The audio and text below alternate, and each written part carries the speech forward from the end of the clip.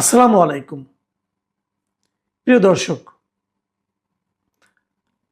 আমরা জানি যে আওয়ামী লীগের শাসন আমলে আওয়ামী লীগ যে ১৭ বছর দেশ শাসন করেছিল একটানা, সেই সময় তারা বিএনপির বিভিন্ন নেতাকর্মী এবং আরও অনেকের বিরুদ্ধে, বিরোধী দলীয় অনেকের বিরুদ্ধেই অনেক একের পর এক মিথ্যা মামলা দিয়েছে। রাজনৈতিক মামলা যেগুলোকে বলা হয়, অথবা হয়রানিমূলক মামলা বলা হয়, এরকম হাজার হাজার মামলা দিয়েছে। এবং সেই মামলাগুলি কিন্তু সরকারের পতন হয়েছে, কিন্তু মামলাগুলো তুলে না নিলে যাদের বিরুদ্ধে মামলা হয়েছে তাদের কিন্তু নিয়মিত হাজিরা দিয়েই যেতে হয়েছে। এক একজনের বিরুদ্ধে ২০০-৩০০ পর্যন্ত মামলা ছিল। এবং এমনও দিন গেছে তাদের সারাদিন, সারাটা বছর কেটেছে, প্রতিদিন সকালে ঘুমের থেকে উঠে যেতে হয়েছে আদালতে কোনো না কোনো মামলা হাজিরা দিতে। এগুলো খবর আমরা তখনই জেনেছি যে কত মামলা হয়েছে তাদের বিরুদ্ধে। আজকের খবর হলো, গতকালকে আমরা দেখলাম যে স্বরাষ্ট্র মন্ত্রণালয় থেকে তারা বলা হয়েছে যে তারা বেশ কয়েকটা প্রায় ১০০৬টি মামলা প্রত্যাহার করার জন্য স্বরাষ্ট্র মন্ত্রণালয় থেকে অনুমোদন দেওয়া হয়েছে। এবং বলা হয়েছে যে বিগত ফ্যাসিস্ট সরকারের আমলে ১৭ বছর ধরে বিরোধী দলের নেতা কর্মীদের বিরুদ্ধে যে দায়ের করা হয়েছিল মামলাগুলো, রাজনৈতিক মামলা, হয়রানিমূলক মামলা, এগুলো থেকে ১০০৬টি মামলা প্রত্যাহারের জন্য সরকার অনুমোদন দিয়েছে। এটা খুবই একটা ভালো সংবাদ আমি মনে করি, কারণ হয়রানিমূলক মামলা থাকবে কেন। এখন প্রশ্ন হচ্ছে যে ১০০৬টা কোন বিচারে, এই প্রশ্নটা আমি একটু করতে চাই। ১০০৬টিই কেন?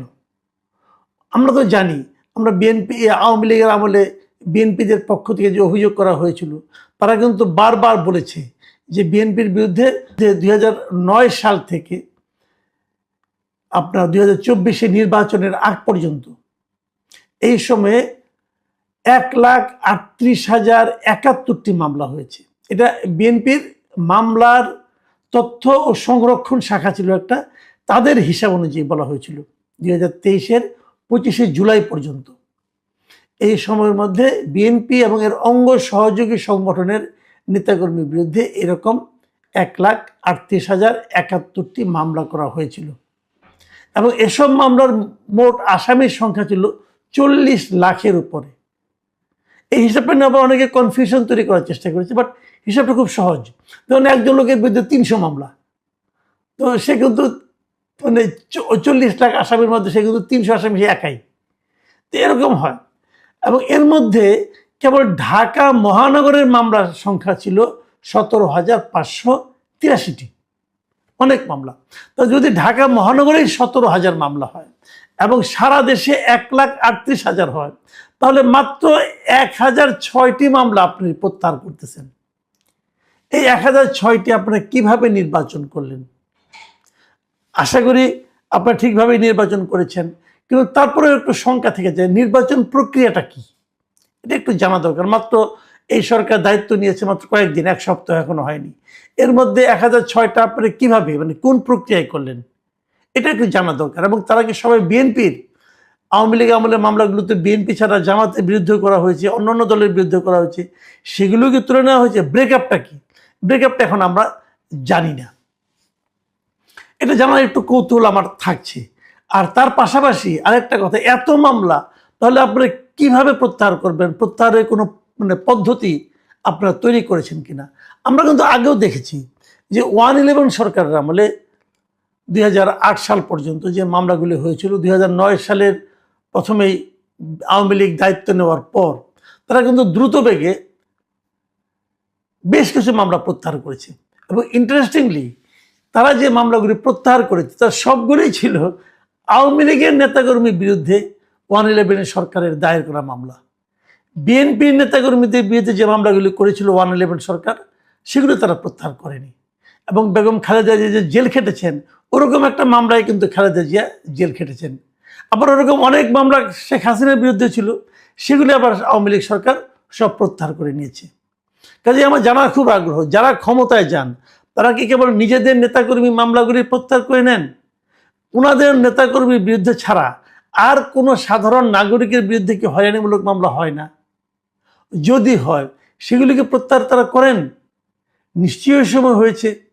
যারা বিএনপি করতো তার বাইরে একটা সময় তো এরকম ছিল, শেষ দিকে যে মামলা করার জন্য বিএনপির কোনো নেতাকর্মীকে আর খুঁজেই পাওয়া যেত না। তখন তো অন্যদের ধনাঢ্য ব্যবসায়ী ট্যাবসায়ী এরকম অনেকের বিরুদ্ধে মামলা হতো। সেই হয়রানিমূলক মামলাগুলি কি প্রত্যাহারের জন্য এই সরকারের কাছে বিবেচিত হবে? এই প্রশ্নটা থাকলো। কারণ আমরা বলতে চাই, এমনি আদালতে অনেক মামলা জট আছে, মামলা চললে উকিলদের লাভ হয়, আর তো কারো লাভ হয় না, মানুষের ভোগান্তি কিন্তু থেকেই যায়। তো এরকম হয়রানিমূলক মামলাগুলি যেন দ্রুত নির্ধারণ করা যায়, চিহ্নিত করা যায়, সেরকম একটা ব্যবস্থা করা দরকার। পাশাপাশি চিহ্নিত হলে পর সেগুলো একটা আদেশের মাধ্যমে সবগুলো প্রত্যাহার করে নেওয়া উচিত। মানুষকে হয়রানি থেকে মুক্তি দেওয়া কিন্তু একটা গণমুখী সরকারের অন্যতম একটা দায়িত্ব। এখন আরেকটা প্রসঙ্গে একটু আসি। সেই প্রসঙ্গটা হলো, এই যে আওয়ামী লীগের শাসন আমল, তারপরে আওয়ামী লীগের সরকারের পতন ঘটলো, তারপরে আসলো অন্তর্বর্তীকালীন সরকার ডক্টর ইউনূসের নেতৃত্বে। এই সরকার আসার পরেও কিন্তু আমরা মামলার জোয়ার দেখেছি, মানে বানের পানির মতো মামলা হতে থেকেছে, এবং এক একটা মামলায় 200-300 লোককে আহত করা হয়েছে। মিরপুরে একটা মামলার কথা আমরা জানি, একজন লোক নাকি হত্যা প্রচেষ্টা, মানে ছড়রাগুলি লেগেছিল তার পায়ে, সেই অপরাধে 40 জন শিল্পী সাহিত্যিকের বিরুদ্ধে মামলা করা হয়েছিল, আর্টিস্টের বিরুদ্ধে মামলা করা হয়েছিল তো 40 জন মোট না, কিন্তু মোট আসামির সংখ্যা মানে 200-র মতো। তার মধ্যে শেখ হাসিনাও আছে এবং আরও আছে। এবং তখন একটা অলিখিত নিয়ম ছিল যে যে মামলায় শেখ হাসিনাকে আসামি করা হবে, সেই মামলায় অন্য যত লোককে আসামি করা হবে তাদের কারো কোনো জামিন হতো না। এটা আমাদের আসিফ নজরুল সাহেবের উদ্ভাবন ছিল সম্ভবত, আমি বলতে পারবো না, বাট এরকম আমরা শুনেছি। কারো জামিন হয়নি, অনেকে পালিয়ে গেছে দেশ ছেড়ে। কি করবে? মামলায় ধরা খেয়ে, হত্যা মামলায় ধরা খেয়ে এবারে জেলে জীবন কাটাতে হবে, থাকিনি। এই সময় কি অনেক এরকম মামলা হয়নি? উত্তরে একজন নিহত হয়েছেন, তার জন্য সেই মামলায় আসামি করা হয়েছে সাংবাদিকদের, অনেক সাংবাদিককে এই মামলায় আসামি করা, এই যে ফারজানা রূপা, শাকিল আহমেদ, এদেরকে মামলা, এরকম মামলা আসামি করা হয়েছে, অনেককে আসামি করা হয়েছে। এবং এই যে মামলাগুলোতে আসামি করা হয়েছে, ওনারা কি হত্যা করেছেন অথবা হত্যার প্ররোচনা ওনারা কি ভেবে দিলেন? তো এরকম মামলা যাদেরকে অ্যারেস্ট করা হয়েছে ওদের কাউকে ছাড়া হয়নি। আমি স্বীকার করি যে আওয়ামী লীগ আমলে অনেক সাংবাদিক ছিল যা নাকি আওয়ামী লীগ সরকারকে এক ধরনের মানে আপনার করেছে, আপনার কি বলে সমর্থন দিয়েছে, টিকিয়ে রাখার চেষ্টা করেছে।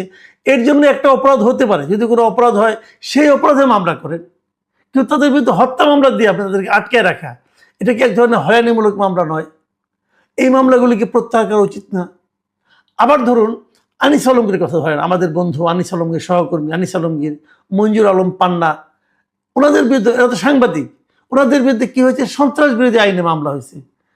মঞ্জুর আলম পান্না বাইরে বেরিয়ে এসেছেন, মামলা কিন্তু শেষ হয় নাই, উনি জামিনে বেরিয়ে এসেছেন, তার মানে ওনাকে যে কিন্তু কোর্টে হাজিরা দিতে হচ্ছে।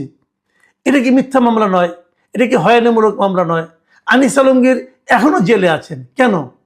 যেভাবে এই মামলাগুলি প্রত্যাহার করা হলো, আনিস আলমগীর এটা প্রত্যাহার করা যেত না? আনিস আলমগীর কোনো পলিটিক্যাল লোক? আনিস আলমগীরকে ডক্টর ইউনূস সরকার, আমি তো মনে করি ডক্টর ইউনূস নিজে ব্যক্তিগতভাবে তার প্রতি রোষান্বিত হয়ে তাকে হয়রানিমূলক মামলা আটকে জেলে ঢুকিয়ে দিয়েছেন, এটা আমার ধারণা।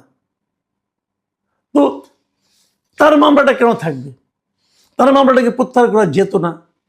এটা তো টাটকা মামলা, নাকি এখন পরে মামলা হয়েছে পরে করবো? উনি তো জেলে আছেন, জেল থেকে বের করে দেন, তাও তো দিচ্ছেন না আপনারা।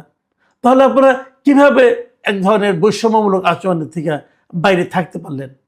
আমার মনে পড়ে কয়েকদিন আগে প্রধানমন্ত্রী তারেক রহমান একটা কথা বলেছিলেন ওনার প্রথম ভাষণে জাতির উদ্দেশ্যে, যে যারা তাকে ভোট, তাদের এই সরকারটা হবে যারা তাদেরকে ভোট দিয়েছে, যারা তাদেরকে ভোট দেয় নাই, এবং যারা ভোট দিতেও যায় নাই, তাদের সবার সরকার। কিন্তু মামলা প্রত্যাহারের সময় তো কেবল বিএনপির নাম দাম, তো অন্য যারা আছে যাদের বিরুদ্ধে মামলা হয়েছে তাদের সরকার তো আপনি, তাদের মামলাগুলি প্রত্যাহার করছেন না কেন? আনিস আলমগীরকে মুক্তি দিচ্ছেন না কেন? পান্নার বিরুদ্ধে মামলা প্রত্যাহার করে নিচ্ছেন না কেন? আবু আলম শহীদ খানের কথা বলছি, হাফিজুর রহমান কার্জনের কথা বলছি, ওনাদের বিরুদ্ধে মামলাগুলি প্রত্যাহার করে নিচ্ছেন না কেন? ওনাদের কি অপরাধ ছিল?